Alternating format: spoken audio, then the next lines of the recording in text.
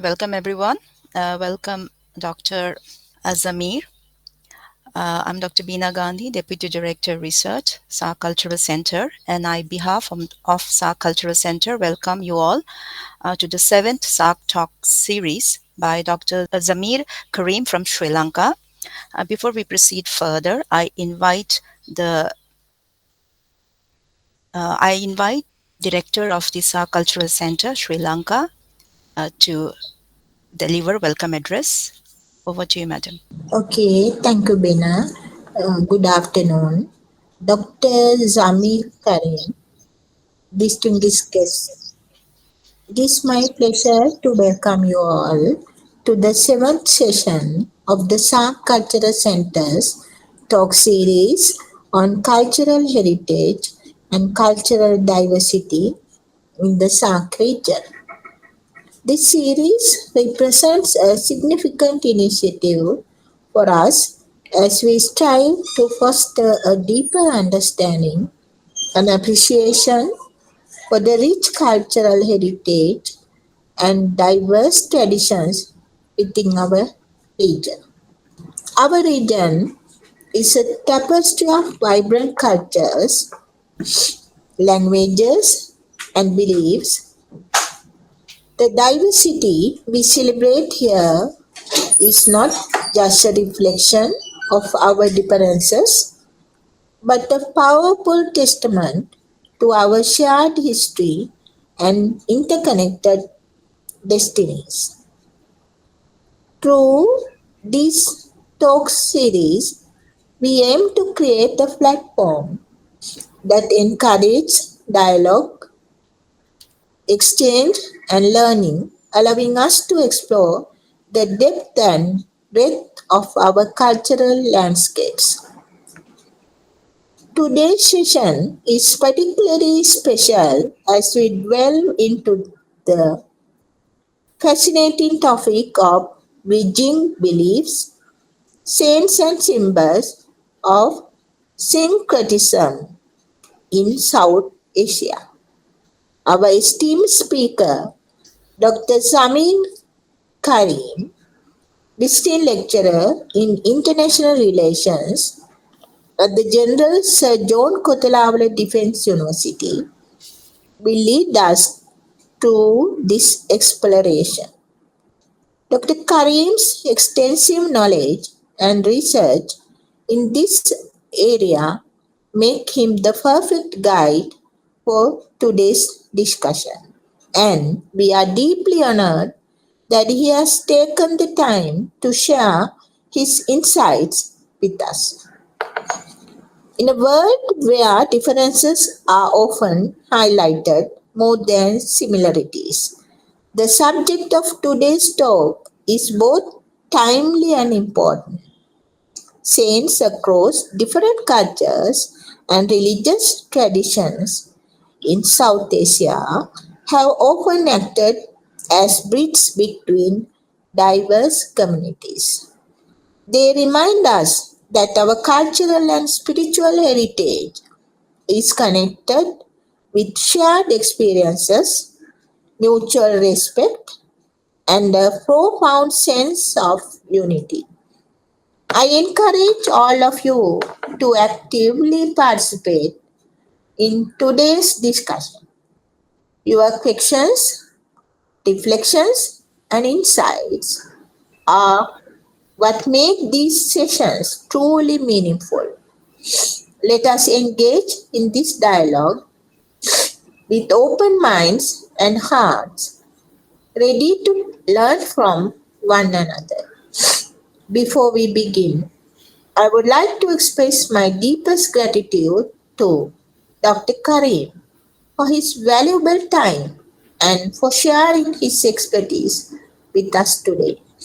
Once again, welcome to this session of the SAARC Cultural Centre's Talk Series. Let's make this an inspiring and insightful experience for all. Thank you very much. Thank you, madam. Before we begin, I want to briefly outline the format of this lecture.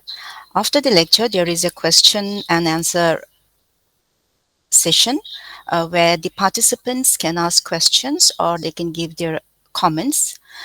Please remember to keep your comments focused on the uh, topic at hand and be mindful of the time so that we can cover as many questions or feedbacks as possible. Now, moving on, let me introduce the speaker of the 7th SAARC Talk Series. Dr. Zameer Careem is a medical doctor, diplomatic historian, visiting lecturer in international relations at General Sir John Kotelawala Defense University, visiting lecturer at various universities in the Czech Republic, India, Indonesia, Iran, Turkey, and Ukraine. Dr. Careem also served as a board director at the Center for Policy Alternatives and is the first academic from Sri Lanka to win the ICRO scholarships to Iran in 2022 and the Khatib scholarship to Turkey in 22-23. Dr. Careem is the author of 4 books. He also served as the resource person for the television series Lost and Forgotten. In 2019, Dr. Careem represented Sri Lanka at the World Muslim Communities Council Summit in Abu Dhabi, and in 2012, his commemorative poem for Queen Elizabeth II's Diamond Jubilee was recited at the Jubilee service at St. Mary's Church in the United Kingdom. Dr. Careem is currently involved in fully fledged research that explores Turkey's historical relations with Sri Lanka. And this afternoon, Dr. Careem is going to speak on a very interesting topic, that is bridging beliefs, saints as symbols of syncretism in South Asia. Over to you, Dr. Careem. Thank you so much, Dr. Beena Gandhi. And first and foremost, before I begin my short lecture on saints and syncretism in South Asia, I would like to extend my heartfelt gratitude to the director of the SAARC Cultural Centre in Colombo, Dr. Ekanayaka and Mrs. Ekanayaka. Thank you so much for the brief introduction. And I'm so honored, and it's a privilege for me to discuss on the historical as well as the contemporary issues that are faced in South Asia, as well as on the importance of religious syncretism and on the syncretic shrines spread across the Indian subcontinent, and particularly focusing on South Asia and Sri Lanka in general. So, okay, thank you so much. So as Dr. Beena Gandhi explained, my topic for today is bridging beliefs, saints, a symbol of syncretism. So I'm sure that many of you, when you hear of saints, what comes to your mind, especially when it comes to South Asia or any part of the world, is about Christianity as well as Islam, right? So normally saint being an English word, we associate it with Catholicism, because in the Catholic faith, saints have since time immemorial played a pivotal role.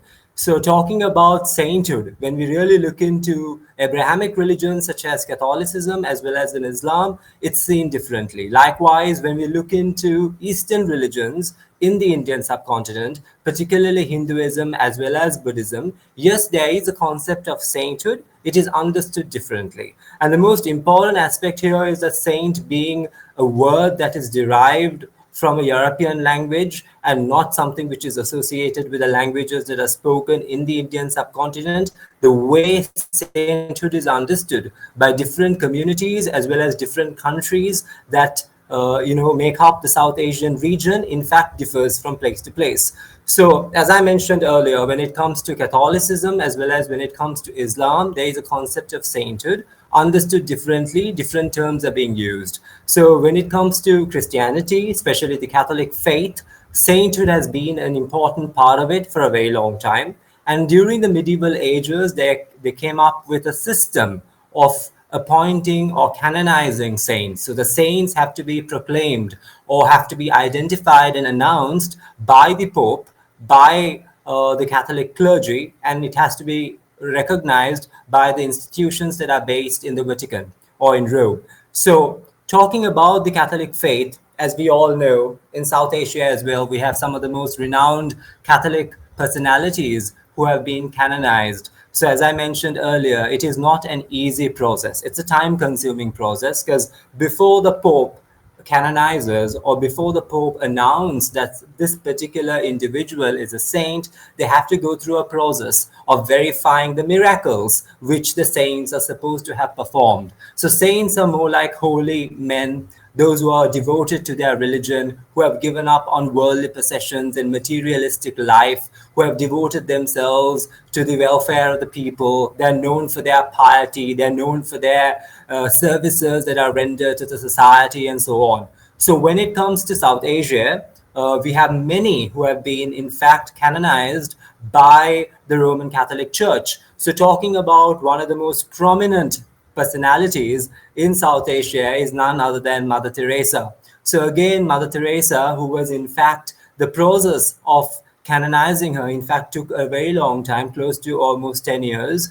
And following Saint Teresa's demise, there have been many reports, there have been many stories, not just about the yeoman service rendered by Mother Teresa, but also of the miracles that were performed by Mother Teresa during her lifetime. So all these miracles had to be verified, not just by the authorities of the Catholic Church, but also by physicians, by theologians, by historians, even by skeptics and physicians. So by a miracle, what we understand is that, imagine if someone is suffering from a condition, a health condition, and it has to be an incurable malady. Without the intervention of science, if that particular disease or if that particular health condition is cured, it is considered to be a miracle by the Roman Catholic Church. So there has to be, in fact, enough evidence to prove that during the lifetime of this particular individual, the person has been able to perform miracles. The reason why the individuals who are identified as saints are believed to have the ability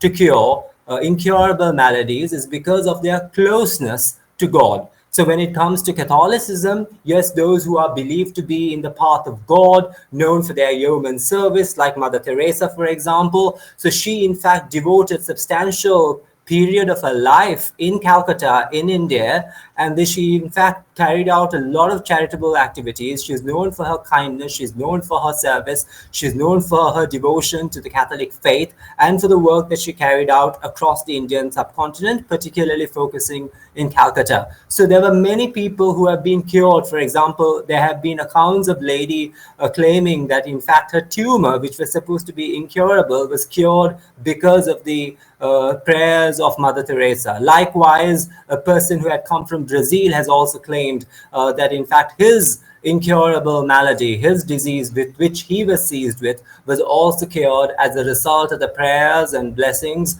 of Mother Teresa. So Mother Teresa was eventually canonized. In fact, her name was put forth by Pope John Paul II, whom you could see on the screen. And he himself was eventually canonized, and he is Saint John Paul. Likewise, Mother Teresa was canonized a couple of years ago in Rome, in Vatican, by Pope Francis. So the canonization, before canonization, you have the beatification. Likewise, you have lots of procedures. So a person is first declared as venerable, and then the blessed, and then eventually the person is, in fact, canonized. And this particular individual, who's so close to God, who's known for the devotion and service to mankind, is eventually declared a saint. So this is in the Catholic faith, and this is not just limited to India, but there have been martyrs, those who have fought and died or sacrificed their lives in the path of Christianity, especially Catholicism, have been declared as saints in the Indian subcontinent. There have been examples across India,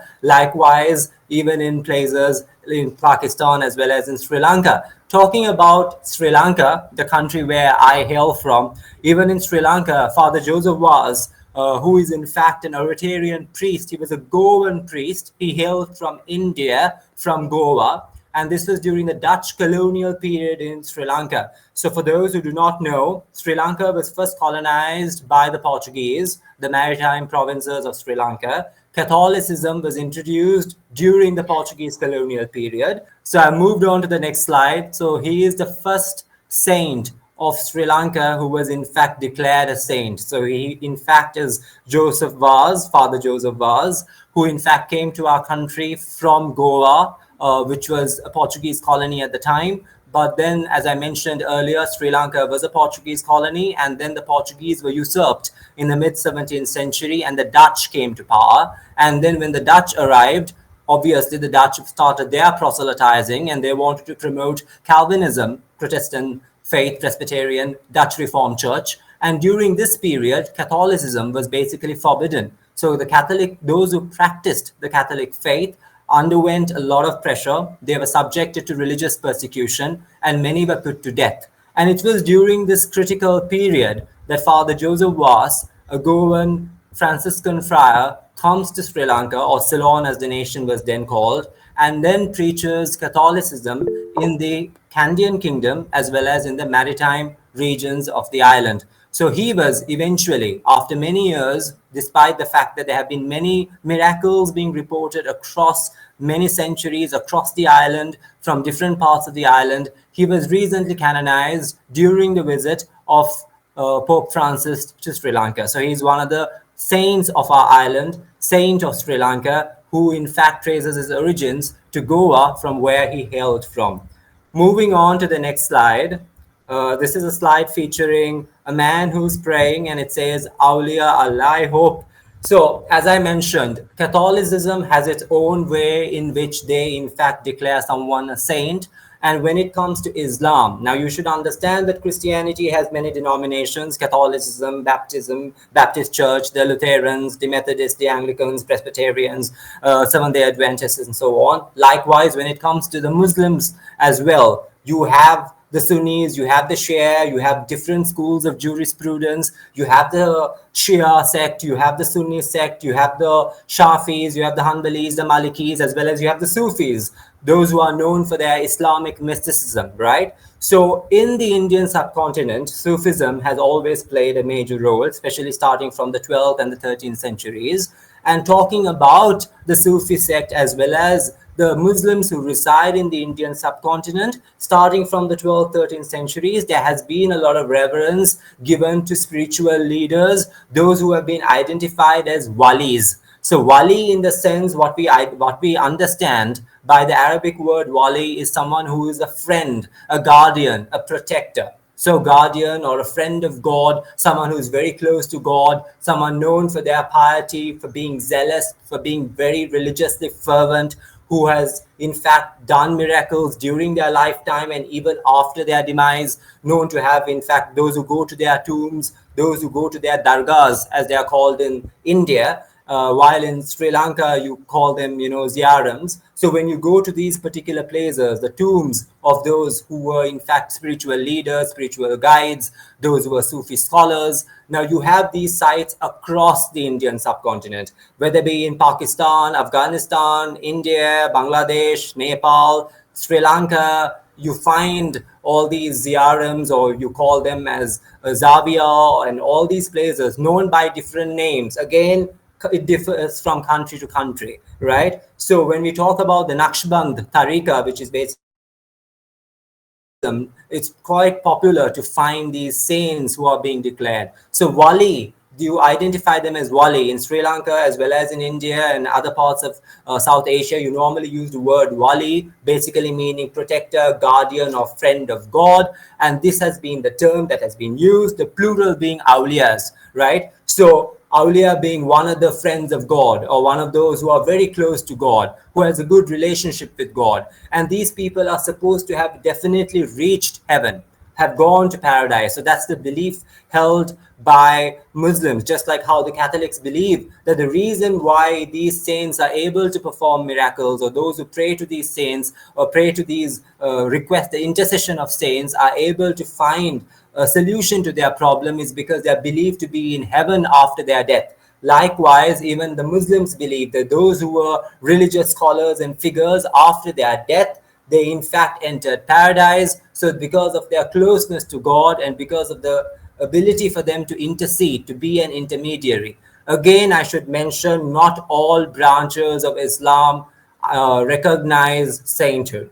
Yes, the Salafis, the Wahhabi school, the modernism, and many other fundamental groups do not recognize sainthood when it comes to Islam. Even in Sunni and Shia branches, there are certain scholars who recognize sainthood, saints as those who work as intermediaries, as intercessors, those who carry your message to God, right? So you don't normally pray to the wali, you don't pray to the saint. What you do is you look for the intercession of the saints serving as intermediaries, as messengers, carrying your message to God and making sure that your wishes are being fulfilled or expediting the process, something of that sort. And normally it is frowned upon by certain sects in Islam because the Muslims are requested to seek blessings, seek solutions to their problems directly from God without the intercession of saints. But the practice of saint and sainthood is not just popular in South Asia,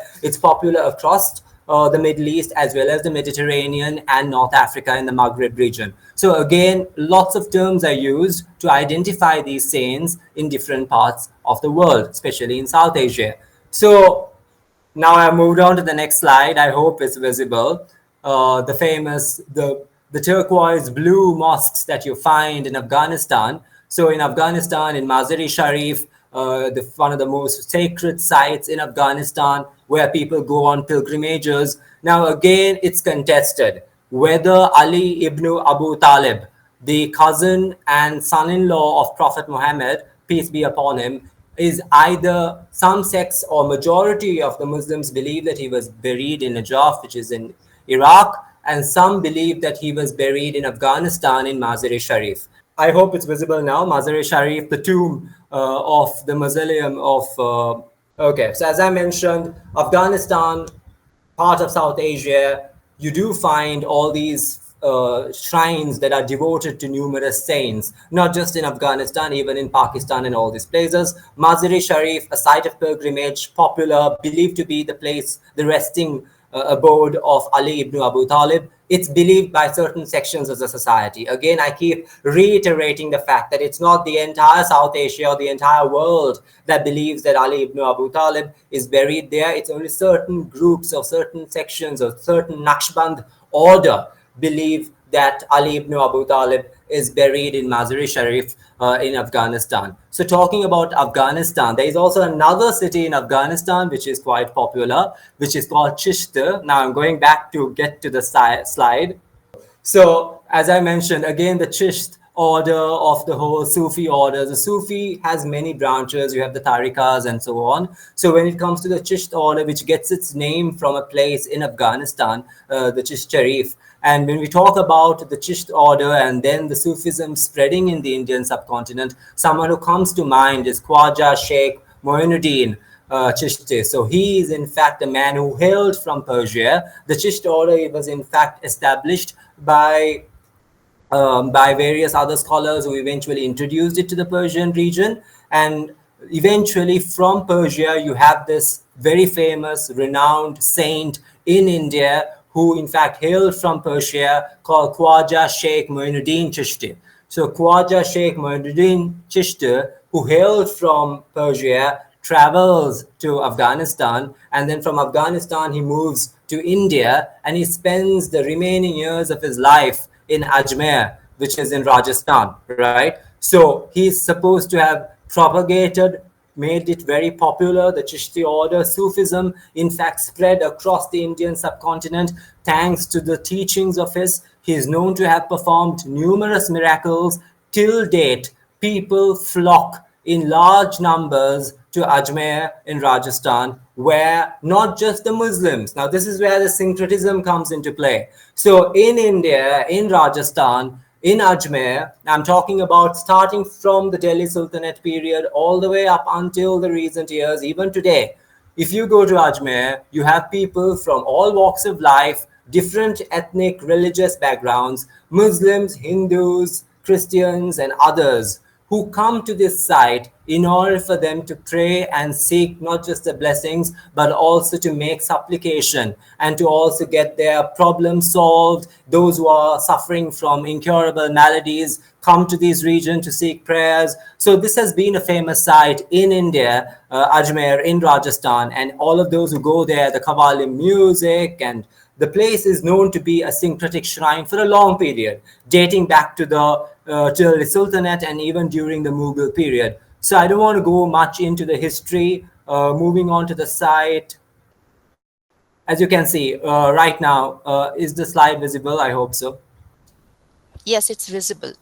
Okay, so as I mentioned, during the Mughal period, even the Mughal emperors like Akbar the Great, Jahangir, Shah Jahan, all these Mughal emperors started visiting Ajmer quite often, especially Akbar. There are paintings of him visiting the site. There were patronages extended by royals, not just those from the Mughal period, but also the Khaljis. The Tughlaqs are believed to have extended their support, patronized erection of various mosques and other structures within the Ajmer mosque compound, where Khwaja Sheikh Moinuddin Chishti is buried, and his blessings are being sought on a daily basis. As you can see in the photograph, people flock in large numbers. It's not just a site for Muslims, because Khwaja Moinuddin was a person who in fact promoted the idea of coexistence, tolerance, kindness. And all these saints that I'm talking about, they were known for them. They were known to be the epitome of kindness, epitome of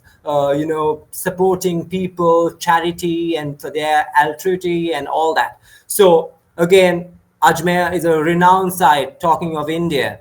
And then talking of India, we cannot in fact forget that India is a place where Hinduism, it has been the cradle of Hinduism for centuries. And even in Hinduism, there is no specific word called saint when we usually identify certain scholars of Hinduism, certain yogis in Hinduism, certain rishis or gurus in Hinduism, or the sants in Hinduism. Again, in Hindi, in Sanskrit, and in the regional languages that are spoken across India, there are different terms that are used to identify those who are in English identified as saint. Like, for example, Ramanuja and many others who are probably in English terms, we use the word saint, but in Hindi as well as in other languages, you use alternate terms like gurus and sadhus and rishi. And as you all can see, which is highlighted, Swami and Muni and yogis. Again, it differs. What you understand by sainthood differs from place to place, differs from community to community, religious order to religious order,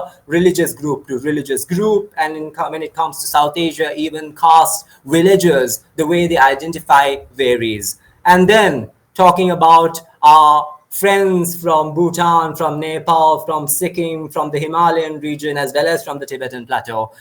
Buddhism also has a concept of sainthood. Again, like in Hinduism, it is understood differently. I hope the slides are visible of those who are hailed as saints, especially in Bhutan, Nepal, Himalayan, and Bhutan, in Sikkim, and in the Tibetan plateau, like Longchenpa and Tsongkhapa and many others who are in fact revered, who are respected highly and considered as saints of that part of the world. So, as I was saying, many saints, for example, Padmasambhava, who is supposed to have born out of a lotus flower, Guru Ramcheva. Likewise, Bodhidharma, who in fact is renowned across not just South Asia, but then he's introduced Buddhism to the Far East. Likewise, when it comes to Padmasambhava, for his tantric traditions, again, these Buddhist monks and Buddhists, some scriptures, those who are close to Lord Buddha, the Arahats and the Arahants themselves, are known to be or identified in English writings as saints. Again, the way we understand differs from place to place.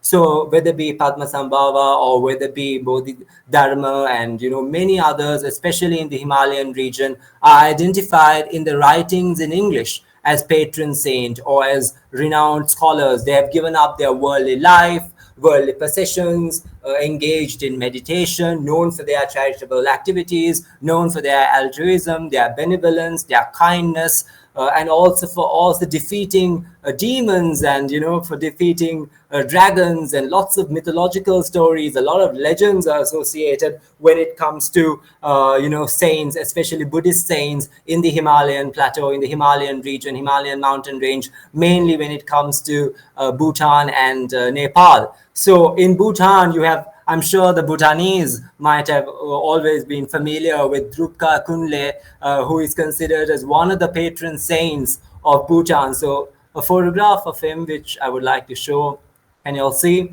So he was known to have led a middle path, and not really this, like the usual image that you have of a Buddhist monk. So instead of being having moved into an ascetic life and completely giving up on material possessions and worldly affairs, he was someone who followed the middle path. He's known for his fun, for being for his whim and vigor, for having been an enthusiastic figure, known to have defeated demons, as I mentioned, and dragons and all that. And likewise, he's also been revered and respected across the Himalayan kingdom of Bhutan, for the concept of fertility. And people, go in large numbers. They flock in throngs to sites which are associated. For example, like you all can see in Chimi Lakhang, the temple of the divine madman, in a monastery which is near Puna Sengchu. I hope I'm pronouncing them right. In Bhutan, there is a mountain where it is believed that Drupka Kunle in fact defeated a demon. So he's known to have had these powers, the mythical powers of having defeated demons, and all these evil forces are supposed to have been defeated by these Buddhist saints. For example, Drupka Kunle in Bhutan. And there have been many books authored and many temples that have been erected. And an interesting aspect is when you go to Bhutan, you have a lot of houses, a lot of monasteries and temples that make depictions of phalluses, because he is considered the god of the saint of fertility. And he's worshipped, he's also respected. Especially women gather in large numbers. They make these long pilgrimage and journeys in order to seek blessings from Drupka Kunle, who's the fertility saint and also one of the patron saints of Bhutan. Just like you have Padmasambhava, who's highly revered and respected. Another important aspect when it comes to religious syncretism is in the Sundarbans mangrove groves that you find in the Bengal region, covering both Bangladesh and India. I hope the slide is visible, is it? Yeah, it's visible. Okay, so you have, when you go into the mangrove plantations, the mangrove region of where the mangroves grow in the Bengal region, whether be in present-day Bangladesh as well as the West Bengal region of India. So you have a goddess Bombibi. Again, Muslims and Hindus as well as those of other faith revere her, respect her. Hindus worship her. So there is a concept of religious syncretism. She is the protector, she is the guardian of the mangrove forests in Bengal. So when you go into the mangrove forest, in order to protect yourself from tigers, the Dakshina Rai. So Dakshina means the southern demon or the southern warlord who's supposed to be who manifested in the form of a tiger.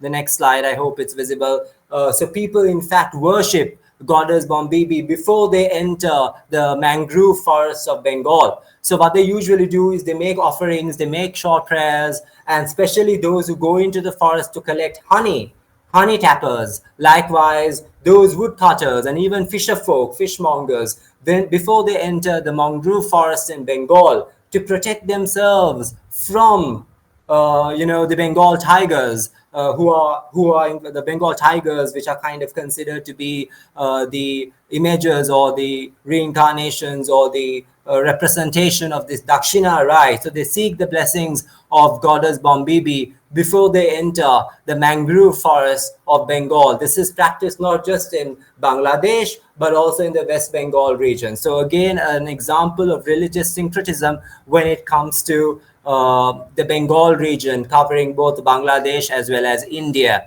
Now, moving on, a place which is very close to my heart, a place which is very popular among Indians and especially South Indians and Sri Lankan Christians is St. Thome Basilica, which is in Madras, which is in Chennai. So St. Thome Basilica, I hope the slide is visible. So this magnificent white palatial looking church, which is located in Mylapore in Chennai in Tamil Nadu. So this place is immensely popular, not just among the South Indian Christians, but Christians across the world, as well as by those in Sri Lanka. Not just the Christians, but also the Hindus, some of the Muslims, as well as those belonging to other faith, visit St. Thome Basilica because it's a place, a church built on the tomb of St. Thomas's, St. Thomas the Apostle, one of the apostles of Jesus Christ, one of the 11 apostles of Jesus Christ, who's believed to have come to India and introduced Christianity to India. So he's supposed to have come to India sometime in 52 CE. He lived in India until 72 CE. He first reached the Malabar coast of Kerala, and he introduced Christianity, and those who embraced Christianity, the early followers of Christianity, are referred to as the Thomas Christians or the Syrian Christians, and numerous other terms are used to identify the group that converted to Christianity, embraced Christianity upon its introduction by Saint Thomas in Malabar, in Kerala, and then he traveled from Kerala to what is present-day Chennai, Mylapore, Madras, and that's where he preached Christianity, not just the Muslims, Hindus, and others who were, especially the Hindus who were there in the region, not the Muslims. The Hindus who were there in the region, a majority of them, especially the fisher folk, embraced Christianity because of the teachings of St. Thomas, because of the charitable activities he carried out, because of the miracles he performed. He, in fact, had the power to get the blind to see. He nursed the sick. Those who suffered from conditions that were incurable were able to be treated because of the intervention of St. Thomas, one of the apostles, the doubting Thomas, as he is known in the West and as he is popularly called. And he lived in India for a long time. This is what the legend says. And then he is assassinated, he's martyred, he's killed. Because just as how his popularity grew, with his popularity, the number of enemies also grew in India. And then he was killed. So he was killed by a spear. The spear is still found at St. Thome Basilica, which is in Mylapore. And likewise, he was buried there.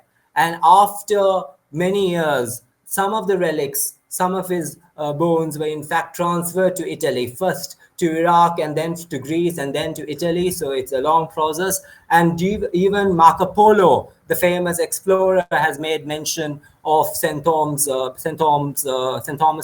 tomb in South India. Likewise, John of Florence and many other explorers who visited. Nestorian Christians as well as Muslims and others from Persia used to visit the site in the 14th, 15th, 16th centuries. And when the Portuguese arrived, it's the Portuguese who in fact first built a small church, which was eventually expanded by the British. And then they in fact the St. Thomas Basilica that you see today was in fact redesigned and revamped and developed by the British during the British colonial period. From Sri Lanka, Hindus and those of other faith as well as Christians go to St. Thome Basilica. And talking about another region, another important pilgrimage site in South India, which is so popular among all religions across the Indian subcontinent, and people flock in large numbers to make supplication, to in fact seek the interference, to seek the intercession, to seek the blessings of Velankani. So Velankani is a region in Tamil Nadu, again in Nagapattinam. Again in Velankani, you have the Mother of Good Health or the Lady of Good Health, Arokya Mata, as she is revered and respected in Tamil. Arokyam means health, and it's because of the miracles she performed. Because it's all based on Mother Mary appearing with Jesus Christ. So there have been many incidences, there have been many reports of apparitions, that is the appearance of Mother Mary with Jesus Christ. So there have been 3 apparitions that are dedicated to the Velankani, the famous Velankani Mata Church in Tamil Nadu in Nagapattinam. So as you all can see, I do not want to go into detail of the stories. There have been many stories associated with the miracles, the apparitions, how Mother Mary appears with baby Christ, with baby Jesus, and then requests a boy to offer milk. and then the boy, who is in fact a shepherd boy, offers milk, and then he finds out that the milk has been drunk, and he goes with an empty pot and then presents it to the master, and the master asks, what happened to the milk? And then he says, sorry, I gave it to a lady who in fact came carrying a baby.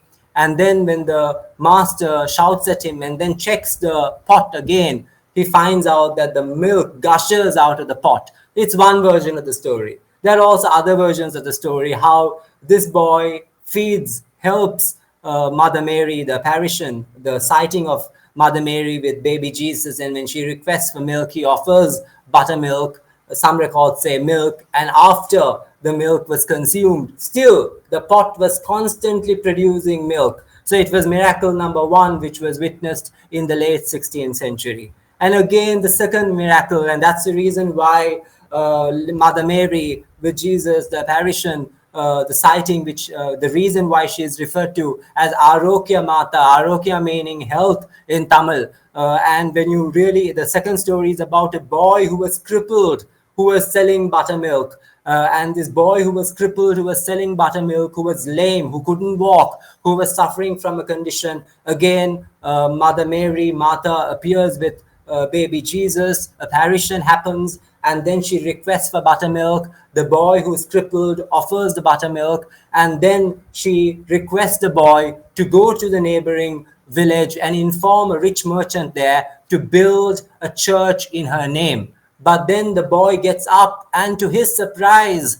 he's able to walk. And this is the miracle attributed to Arokya Mata, the Lady of Good Health. And that's the reason why she is revered as Lady of Good Health. The Arokya Mata, the Valankani Church, is popular among all religious groups in South India, as well as from Sri Lanka. And those who visit South India, especially to Nagapattinam, make sure to visit the Valankani Church, site of religious syncretism in South India, as well as the whole of South Asia in particular. And the third miracle is about, again, Mother Mary helping the Portuguese vessel, which was battered and which was battered by relentless gales. It was stuck in a relentless storm.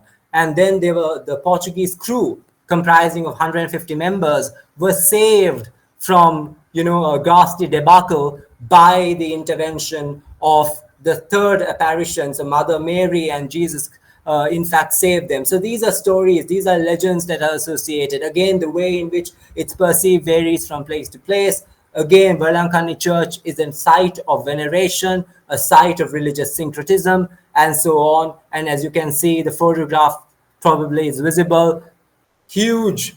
The Nativity of Mother Mary, September 8th, every year, annual festivities are organized. Even in the festivities, you do see the influence of Hindu cultural influencers, as well as the influences of other faiths are also visible.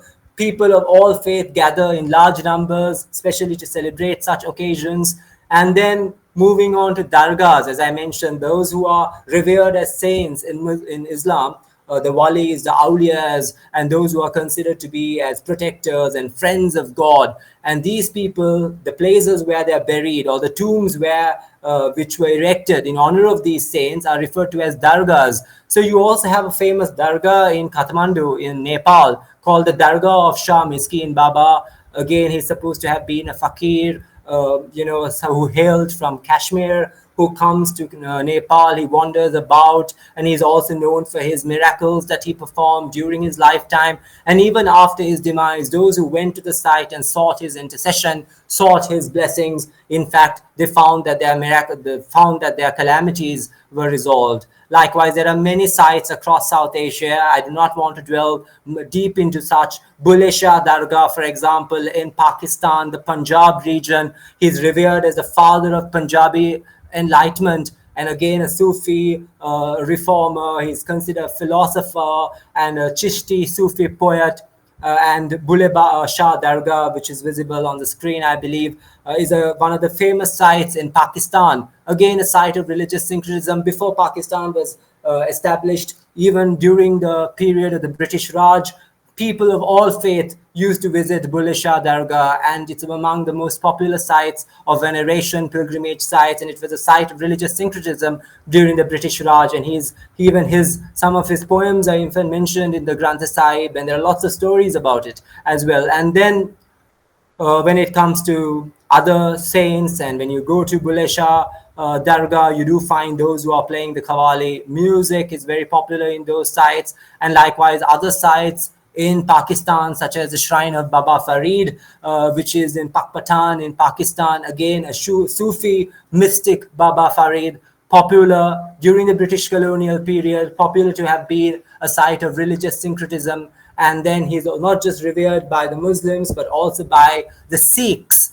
And his poetry, Baba Farid's poetry, is also mentioned in Guru Granth Sahib. So moving on, some photographs showing the shrine of Baba Farid in Pakistan, and the sites that are devoted. Again, people flock in large numbers, and especially in South Asia, especially when it comes to mosques, where you have tombs devoted to various saints. People usually gather on Thursday nights, which is considered to be a holy day, holy night, because the following day is Jum'ah. So because of that particular reason, so there are festivals organized, a flag raising ceremony, very popular across South Asia, whether it be India, in Sri Lanka, Pakistan, and all those regions. So then moving on to Bangladesh, the Bangladesh being a country with a Muslim majority and also with other religious and ethnic minorities. Again, Bangladesh is a country that is dotted with a plethora of sites of religious syncretism. So for a very long time, the Bengalis, the Hindus and the Muslims of Bengal and those of other faith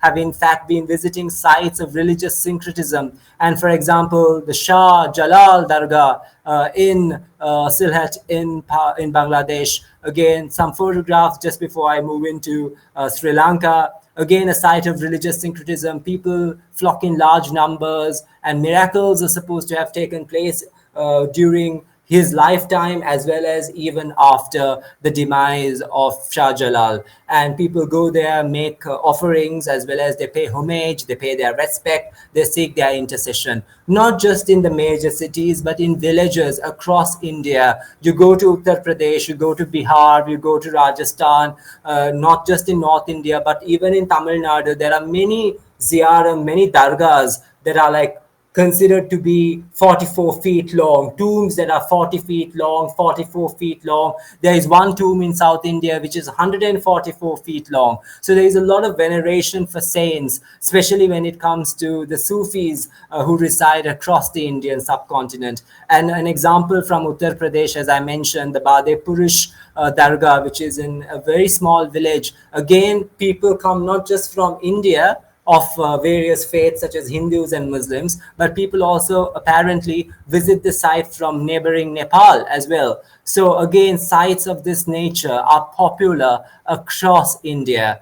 And now we are moving on to Sri Lanka, and sites that are so close to the Sri Lankans, and whether be you're a Buddhist, you're a Sinhala, you're a Muslim, or you're a Christian, or you're a Hindu, people have great veneration, respect for St. Anthony's Church in Kochikade. So Kochikade is a region in Colombo, and St. Anthony's Church, which was sadly subjected to some attacks in some of the years back in 2019, Easter Sunday bombings took place at St. Anthony's Church, and that's how it in fact hit headlines. So St. Anthony's Church in Kochikade, again highly revered. St. Anthony's Church traces its origins, some say, according to some records, to the Portuguese colonial period, but then most of the records and most of the writings claim that the church traces its origins to the Dutch colonial era. As I mentioned, just like how Joseph Vaz came to promote Catholicism during the Dutch colonial period in Sri Lanka,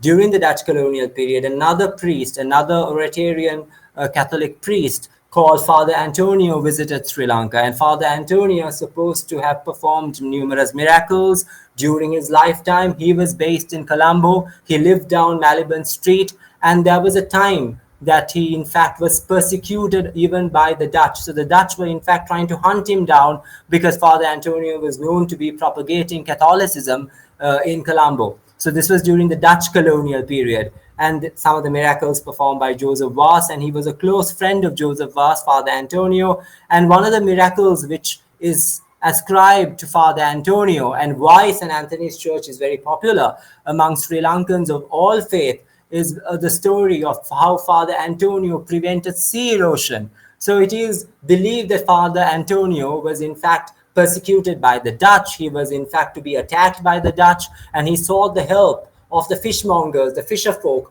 who were living in Mutwal. So when he spoke to the fisherfolk told him that the region that they're living, their fishing hamlet, is affected as a result of the sea because of the attack, because of the gales of the sea constantly attack, and there is this sea erosion taking place in Mutwal, and their village is being affected by a result of it, and they sought the help of Father Antonio. So what Father Antonio did was he took his wooden cross and he placed it on the site, and the sea erosion stopped. And this is a miracle attributed to Father Antonio.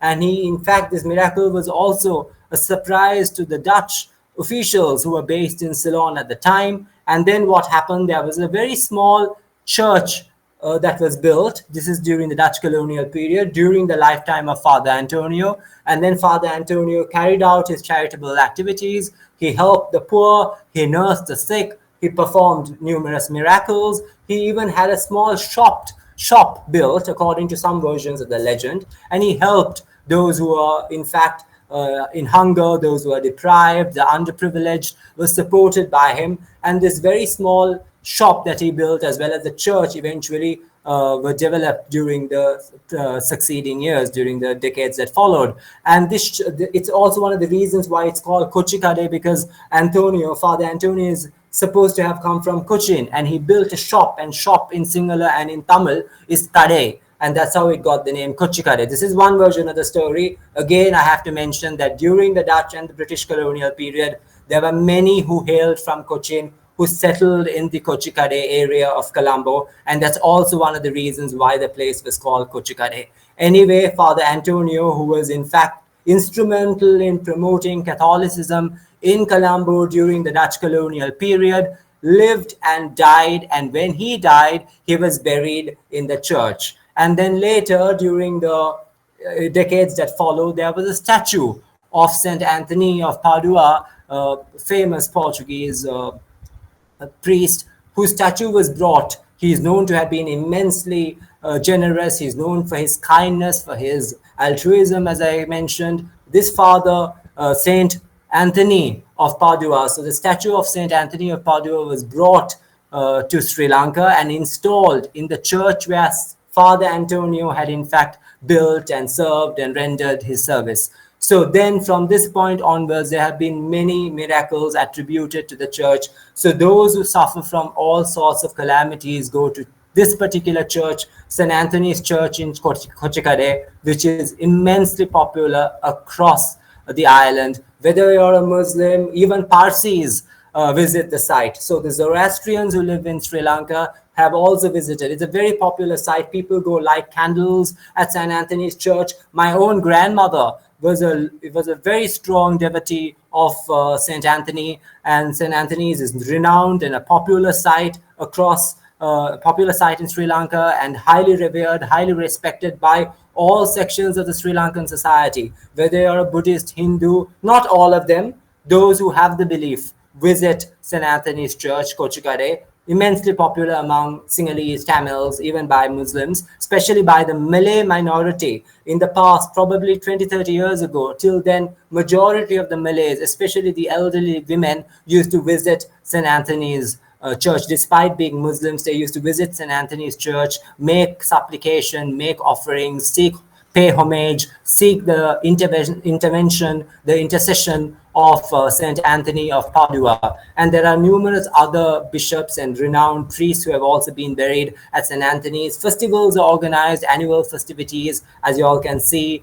on the slides. Lots of festivities there are renowned festivities, very popular in Colombo, and many pay homage to the site and seek the blessings over there. And another important site of religious syncretism in Sri Lanka is the Gale Bandara Devio's shrine, which is located in Kurunegala. So this shrine is quite interesting. It's because of the plethora of legends, a surfeit of legends associated with Gale Bandara Devio. So Gale Bandara Devio is in fact one of some revere him as a saint, some revere him as a god, as a deity. So the person is this figure is in fact respected by the Buddhists, by Hindus, and also by Muslims. It's a very popular site in Sri Lanka for Buddhist and Islamic syncretism. So it in fact is a place where Buddhists, as well as Sinhalese, as well as Muslims flock in large number. So the story goes, just to be brief, the story goes that there was in fact a prince called Vattimi Bandara, and this prince was born to a Buddhist Sinhala king. So again, it differs from account to account. Though there are no references in Dipavamsa or in Chulavamsa, there are numerous stories about Vattimi Bandara, who eventually becomes the king of Sri Lanka and about king of his particular kingdom. And his story is recorded by Dr. Lona Devaraja, by Codrington, and numerous other scholars, by various Buddhist monks have recorded the story. So this Vattimi Bandara, the prince, is born to a Buddhist king and a Muslim queen. So the Muslim queen, again, there are different versions of the story. Some say that she was the Muslim consort, the queen of the Sinhala king. Some say that she was a mistress, she was a concubine. Some say that she hailed from Iran, from the Khorasan province of Iran. And there are even different names attributed to this Muslim consort or the Muslim mother of Vattimi Bandara. Some say her name was Mani Amma. Some records say that her name was Fatima and Soraya, and many other names attributed to her. Again, when it comes to his father, the father of Prince Vattimi Bandara, some say it's Vijayabahu, some say it's Bhuvanekabahu the first, the second, Vijayabahu the third, fourth, fifth, again Parakramabahu. Many versions of the legend exist in the Sri Lankan society. But the common story which binds all these versions of the legend is that he was born to a Buddhist father and a Muslim mother. So his father was a Buddhist Sinhalese and the mother was a Muslim. And then what happens is father, whose identity is shrouded in mystery because you still do not know who exactly the king was, because we do not have enough historical evidence to prove, despite there being numerous legends. The father goes to war. He in fact goes on a military expedition. He defeats the king, and before he travels or before he goes to war, he informs his queens. He didn't just have a Muslim wife, according to numerous legends. He had many queens, right? So he had close to more than 60 queens, and he informs his queens that if he wins the battle, a white flag will be sent to you all through a messenger. And if he dies in the battle, a black flag will be carried by the messenger on a horse. So this was a message that was conveyed by this Buddhist king before he goes to war. So he goes to war. He in fact manages to defeat his opponent. He emerges victorious. And then what he does is sends his messenger. And this messenger, again, different versions of the legend. Some say he was intoxicated by the influence of alcohol because of the fact that they, in fact, celebrated the victory. Some say he was bribed by the Muslim queen, who offered him jewels and asked him to convey the wrong message, because the Muslim queen was not on top of this mountain. So the king said, if I'm being defeated or if I lose the battle, the queens were supposed to jump off a cliff and basically sacrifice their life. So if he won the battle, there was no need to do it. So except for the Muslim queen, all the other queens, the Sinhala queens, in fact gathered. They in fact adjourned at the top of this cliff. And then the messenger, instead of showing the white flag, what he does is he shows the black flag. So because he shows the black flag, all the queens who were at the precipice of this mountain, they in fact commit suicide. They fall off, they jump off the cliff, and they die, right? And then what happens, the Buddhist king, this is according to legend, the Buddhist king, the father of Vattimi Bandara, right? He returns and he is flabbergasted, surprised to see that all his queens have in fact committed suicide, except for the Muslim queen. So because of the tragedy that struck him, he was deeply in sorrow. He too jumps off the cliff and dies. Now this is the story. And then what happens is his son, born to the Muslim queen or Muslim consort or mistress or concubine, depending on the source that you would use, in fact becomes the heir to the throne, becomes the next king. right? Some say it's from the Gampula period of Sri Lankan history. Some refer it to the Yapawa era. Again, quite a lot of stories based on which period did this in fact take place, this incident take place. Anyway, a half Muslim and a half Buddhist prince becomes the heir to the throne and the next king. Now, the Muslims identify him as Ismail. The Buddhists identify the king as Vattimi Bandara, right? Or Vattimi Kumareya, or Vattimi Vijayabhau. There are numerous stories again. And he becomes the king.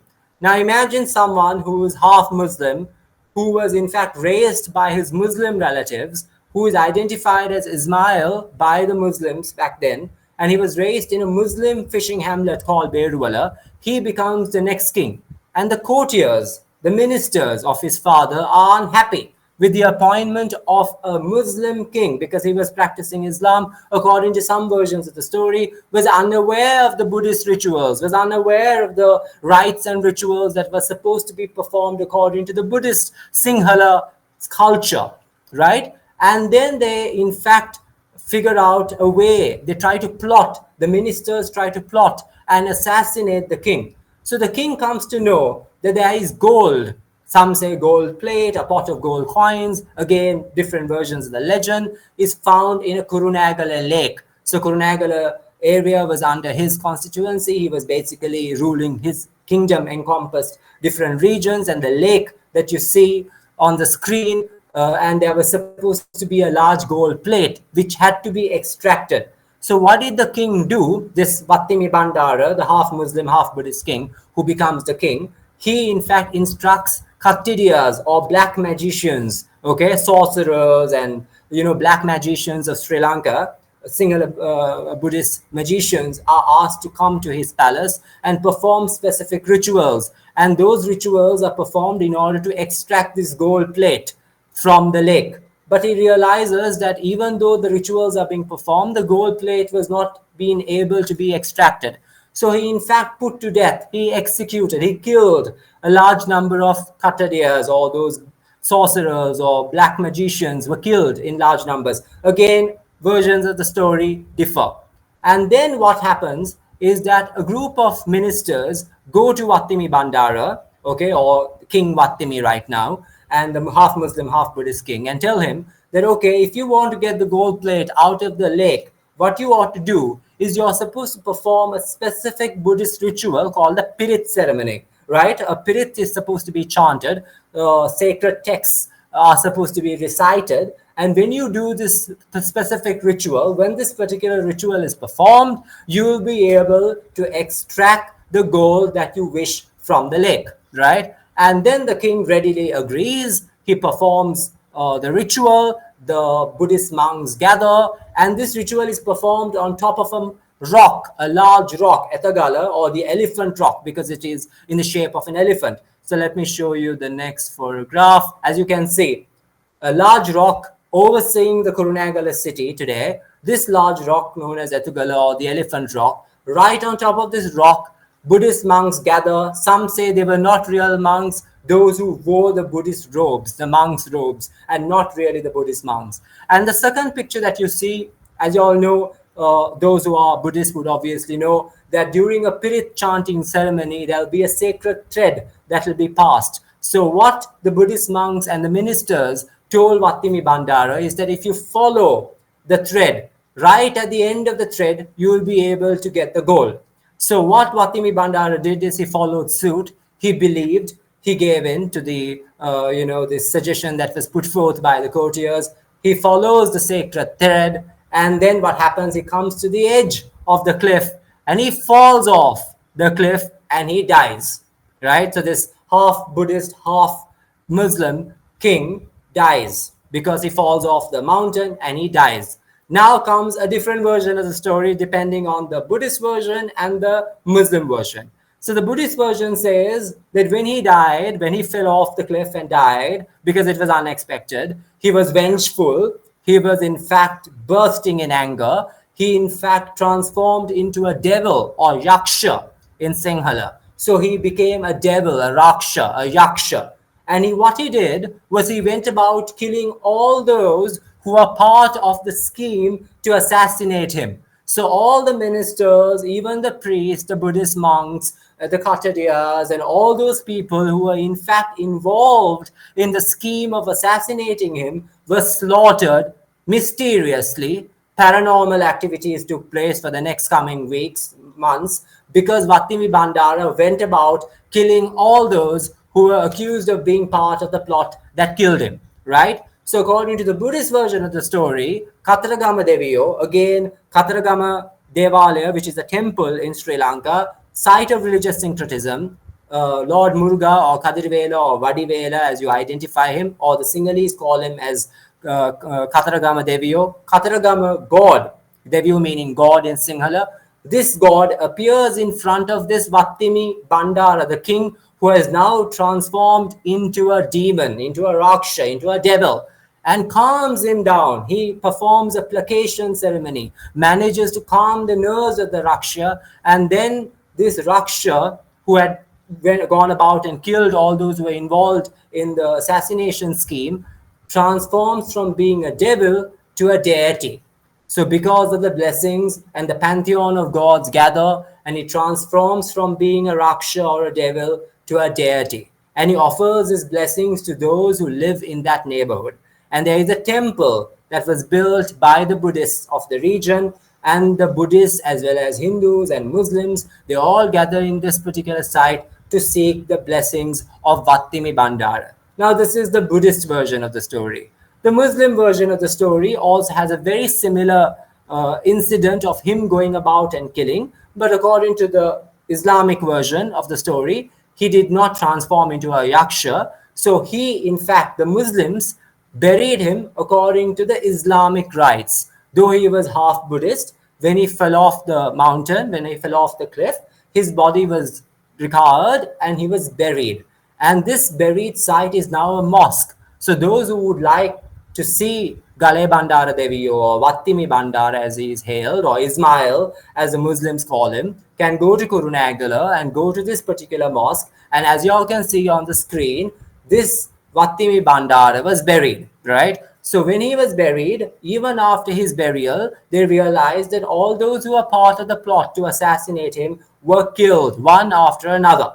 And right in the middle of the tomb, I'm sure that all of you can see, I hope so, in the middle of his tomb, a plant sprouted and it grew to become a large tree. Now the tree has fallen to wreck and ruin. It is in a dilapidated state. But then in the past, 50, 60 years ago, when my grandparents and when members of my family, especially my grandparents, when they visited, it was a proper tree which used to bear, leaves and stuff. So this tree sprouted right in middle of the tomb. So it is also considered to be a miracle. And those who go to this mosque, they offer prayers.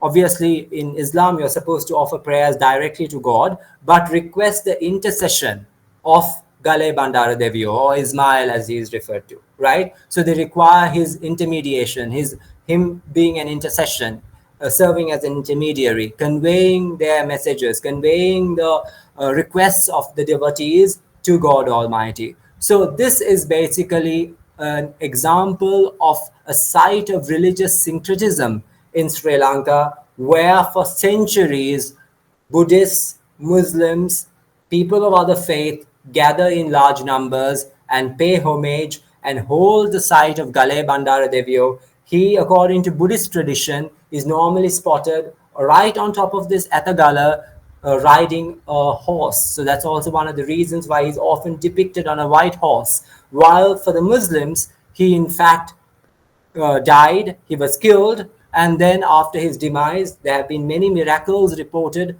and especially among the devotees who go and pay homage to his site, have reported various diseases being cured and all that, not just by the Muslims, but also by the Buddhist devotees and those who hold him in great reverence. So these are examples of sites of religious syncretism, not just in South Asia, but in Sri Lanka in particular, there are many sites of religious syncretism. So as I mentioned, starting from the Chishti order of Sufism to the Buddhist saints who are also respected by the Hindus, who live in Bhutan, as well as by those who live in Nepal. So whether it be the Padmasambhava or Bodhidharma and many other tantric scholars and Buddhist monks who gave up their lives, who are supposed to have attained the state of enlightenment.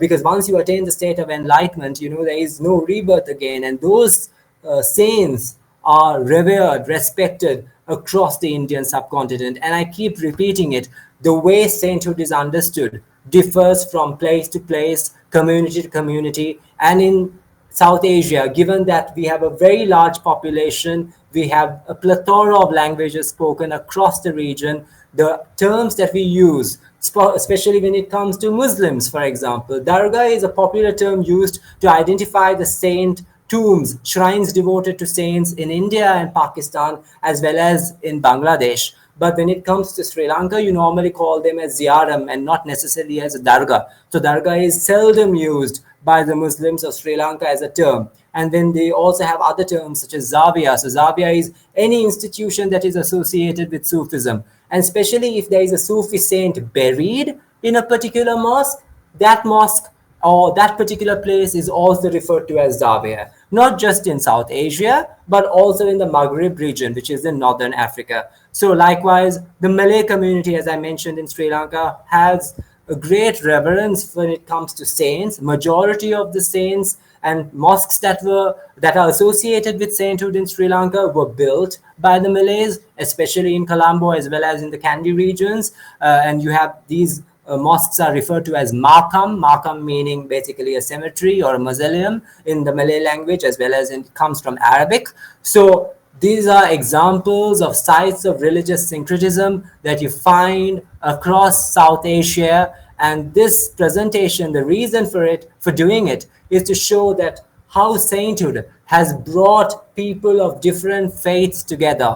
Christians, Muslims, Jains, Parsis, Buddhists, and those of other faiths who live in the Indian subcontinent, in South Asia, are in fact united when it comes to their devotion, their prayers. When calamity strikes, when tragedy strikes, usually, normally, anyone seeks some sort of a godly or spiritual seeking is common among anyone across the Indian subcontinent. So this is a short presentation which stresses the importance of coexistence, tolerance, religious and racial equity, which has to be prevalent across the world, and especially in South Asia, given that our region is steeped in history, heritage, and religious syncretism. We have lived in friendly brotherhood, pooling the resources of each for the benefit of all for centuries. It is not new to us. So we should strive, especially the youngsters, should strive their level best to promote religious tolerance and religious equity and coexistence, and unity in diversity has to be a concept that has to be promulgated across the region, especially such as trying times that we are facing today. Thank you so much. And once again, I would like to thank Dr. Beena Gandhi, the Deputy Director of Culture, for extending the invitation, as well as to Mrs. Ekanayaka, the Director of SAARC Cultural Centre based in Colombo, as well as Ms. Apsara Karunaratna, and all those who are associated with the SAARC Cultural Centre in Colombo, as well as the SAARC organizations and the branches spread across South Asia. Thank you so much for the opportunity, and it is a pleasure talking to you all and sharing some basic details on spirituality, religious syncretism, and sainthood in South Asia. Thank you so much. Thank you very much, Dr. Zameer. It was a very interesting as well as very educating lecture. As you have rightly pointed out, in today's globalized world, where religious conflicts are on the rise, the ideas of these saints that they have propagated can provide valuable insights on promoting mutual respect and understanding among the various faiths. Now, I invite the participants if they have any questions to ask. Okay, in that case, I'll proceed. Dr. Karim, it was very interesting that you have actually mentioned about goddess Bon Bibi. It's a lesser known goddess from Sundarbans, as you have said. So there's not much research on it, but I'm very glad you spoke about it. And also, I mean, when you mentioned about saints from India, one name that came to my mind is Sant Kabir, who is also a symbol of syncretic culture in India. And as you have elaborated, the saints have played a very important role in bridging the gap between different faiths, and they helped in promoting harmony among diverse communities. I think not only that, they have also the influence of the syncretism can be also seen in the art and architecture of South Asia, as you have pointed out rightly. It's also evident, and the saints are not merely religious figures, but also cultural icons.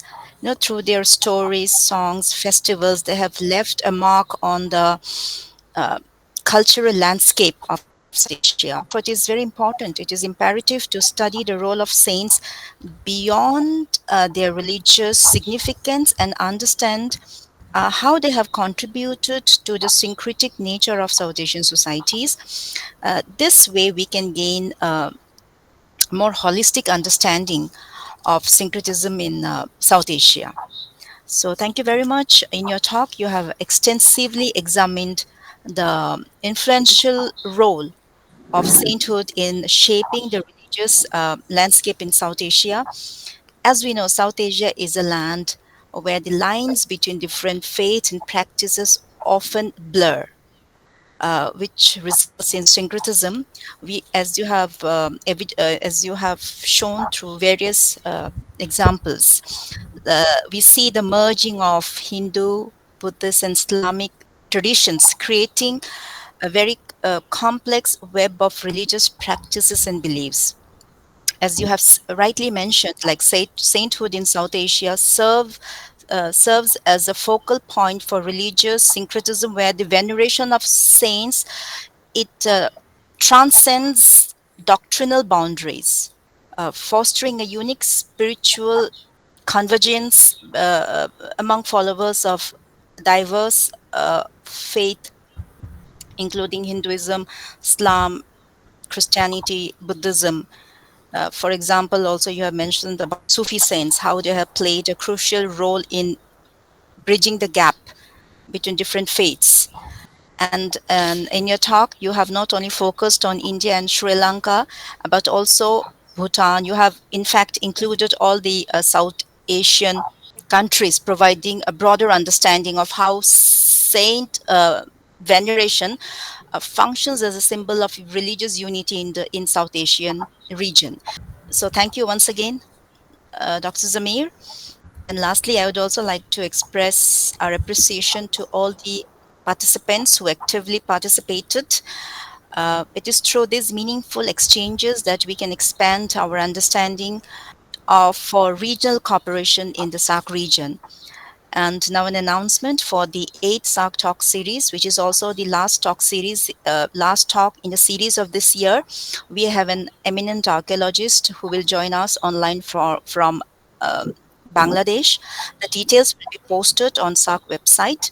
Therefore, I kindly request all of you to follow to follow the updates on the SAARC website as well as SAARC Facebook. Thank you all and have a wonderful weekend. Thank you, Dr. Madam, Sarin. would you like? Yeah. Thank you, Dr. Sarin. Actually, it's very interesting and very valuable lecture. I'm happy to see you in online. Thank you, Doctor. Thank you so much, Dr. Ekanayaka, the director of SAARC Cultural Centre, as well as Dr. Beena Gandhi for this elaborate discussion. As you said, Kabir, very important figure when it comes to Sufism and Hinduism, but I didn't want to delve deep into the topic given that, the shortage of time as well. But thank you so much once again to the SAARC Cultural Centre, to Mrs. Ekanayaka, as well as to Dr. Beena Gandhi for the opportunity. And it truly meant a great deal to me to share facts on syncretism and, on sainthood in South Asia. Thank you so much. Yeah, thank you very much.